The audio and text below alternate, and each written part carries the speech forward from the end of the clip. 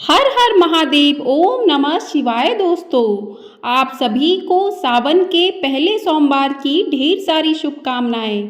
आप सभी पर भगवान भोलेनाथ की कृपा सदैव बनी रहे। आज की वीडियो में आप सुनेंगे सावन सोमवार व्रत की संपूर्ण कथा। आपको हमारे चैनल पर सावन मास के प्रतिदिन सावन महात्म्य की कथाएं सुनने को मिलेंगी, तो चैनल को सब्सक्राइब जरूर कर लीजिएगा। सावन के सोमवार में भगवान शिव और मां पार्वती की पूजा की जाती है। सावन सोमवार का व्रत रखने से भगवान शिव के साथ माता पार्वती की भी कृपा प्राप्त होती है।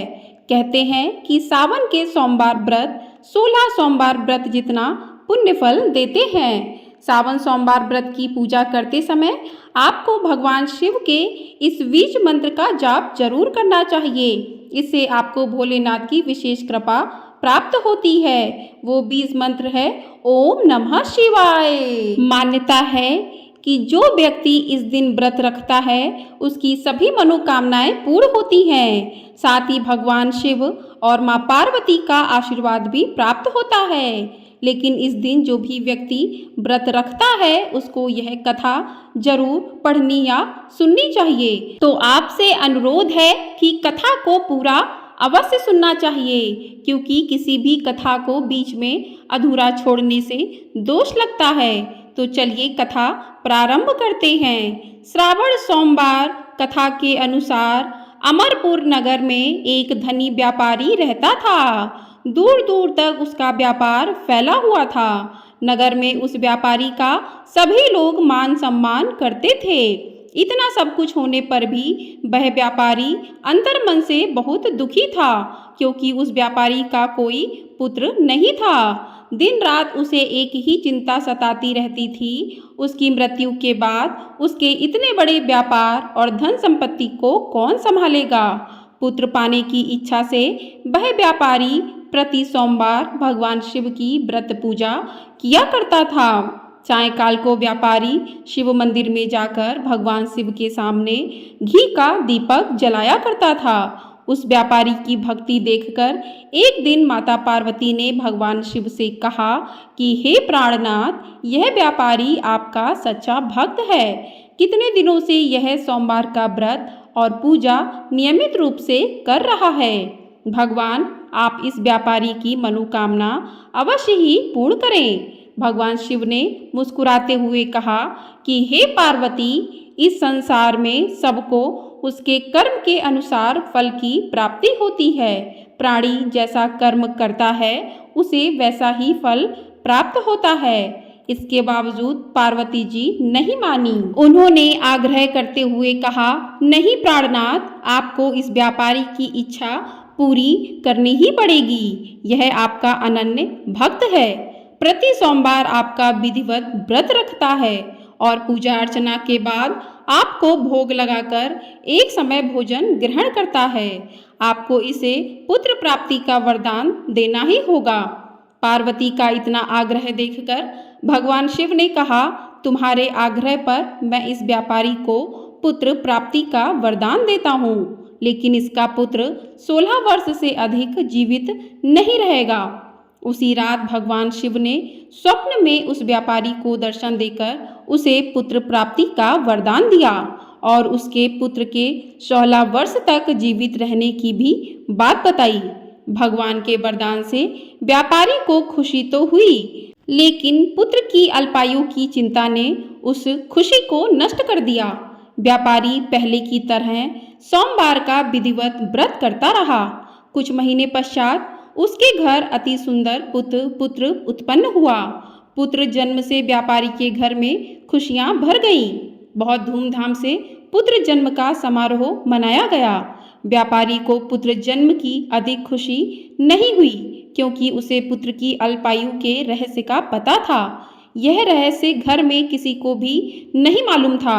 विद्वान ब्राह्मणों ने उस पुत्र का नाम अमर रखा। जब अमर 12 वर्ष का हुआ तो शिक्षा के लिए उसे वाराणसी भेजने का निश्चय हुआ। व्यापारी ने अमर के मामा दीपचंद को बुलाया और कहा कि अमर को शिक्षा प्राप्त करने के लिए वाराणसी छोड़ आओ। अमर अपने मामा के साथ शिक्षा प्राप्त करने के लिए चल दिया। रास्ते में जहाँ भी अमर और दीपचंद रात्रि विश्राम के लिए ठहरते, वहीं यज्ञ करते और ब्राह्मणों को भोजन कराते थे।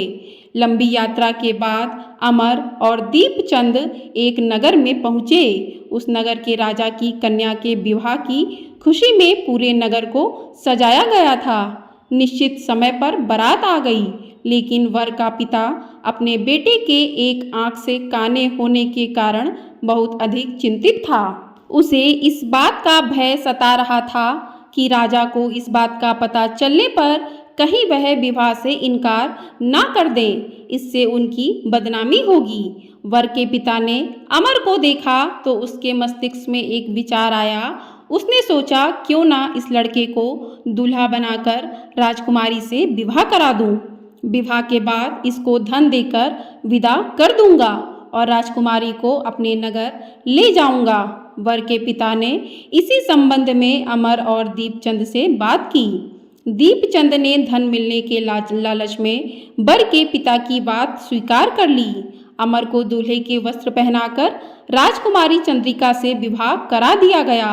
राजा ने बहुत सा धन देकर राजकुमारी को विदा किया। अमर जब लौट रहा था तो सच नहीं छिपा सका और उसने राजकुमारी की ओढ़नी पर लिख दिया, राजकुमारी चंद्रिका, तुम्हारा विवाह तो मेरे साथ हुआ था। मैं तो वाराणसी में शिक्षा प्राप्त करने जा रहा हूँ। अब तुम्हें जिस नवयुवक की पत्नी बनना पड़ेगा वह कान्हा है। जब राजकुमारी ने अपनी ओढ़नी पर लिखा हुआ पढ़ा तो उसने काने लड़के के साथ जाने से इनकार कर दिया। राजा ने सब बातें जानकर राजकुमारी को महल में रख लिया। उधर अमर अपने मामा दीपचंद के साथ वाराणसी पहुंच गया। अमर ने गुरुकुल में पढ़ना शुरू कर दिया। जब अमर की आयु 16 वर्ष पूरी हुई तो उसने एक यज्ञ किया।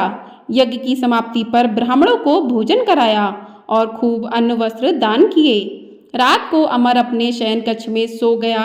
शिव के वरदान के अनुसार शयनावस्था में ही अमर के प्राण पखेरु उड़ गए। सूर्योदय होने पर मामा अमर को मृत देखकर रोने पीटने लगे। आसपास के लोग भी एकत्र होकर दुख प्रकट करने लगे। मामा के रोने विलाप करने के स्वर समीप से गुजरते हुए भगवान शिव और माता पार्वती ने भी सुने। पार्वती जी ने भगवान से कहा कि हे प्राणनाथ, मुझसे इसके रोने के स्वर सहन नहीं हो रहे। आप इस व्यक्ति के कष्ट अवश्य दूर करें। भगवान शिव ने माता पार्वती के साथ अदृश्य रूप में समीप जाकर अमर को देखा तो पार्वती जी से बोले कि हे पार्वती, ये तो उसी व्यापारी का पुत्र है। मैंने इसे 16 वर्ष की आयु का वरदान दिया था। इसकी आयु तो पूरी हो गई। पार्वती ने फिर भगवान शिव से निवेदन किया कि हे प्राणनाथ, आप इस लड़के को जीवित करें, नहीं तो इसके माता पिता पुत्र की मृत्यु के कारण रो रो कर अपने प्राणों का त्याग कर देंगे। इस लड़के का पिता तो आपका परम भक्त है, वर्षों से सोमवार का व्रत करते हुए आपको भोग लगा रहा है। पार्वती के आग्रह करने पर भगवान शिव ने उस लड़के को जीवित होने का वरदान दिया और कुछ ही पल में वह जीवित होकर उठ बैठा। शिक्षा समाप्त करके अमर मामा के साथ अपने नगर की ओर चल दिया। दोनों चलते हुए उसी नगर में पहुंचे जहां अमर का विवाह हुआ था। उस नगर में भी अमर ने यज्ञ का आयोजन किया। समीप से गुजरते हुए नगर के राजा ने यज्ञ का आयोजन देखा। राजा ने अमर को तुरंत पहचान लिया। यज्ञ समाप्त होने पर राजा अमर और उसके मामा को महल में ले गया और कुछ दिन बाद उन्हें महल में रखकर बहुत सा धन वस्त्र देकर राजकुमारी के साथ विदा किया।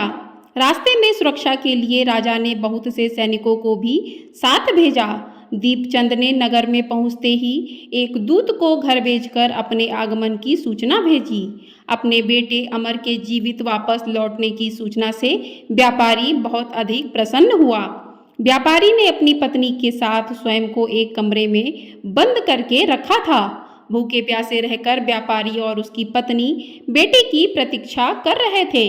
उन्होंने प्रतिज्ञा कर रखी थी कि यदि उन्हें अपने बेटे की मृत्यु का समाचार मिला तो दोनों अपने प्राण त्याग देंगे।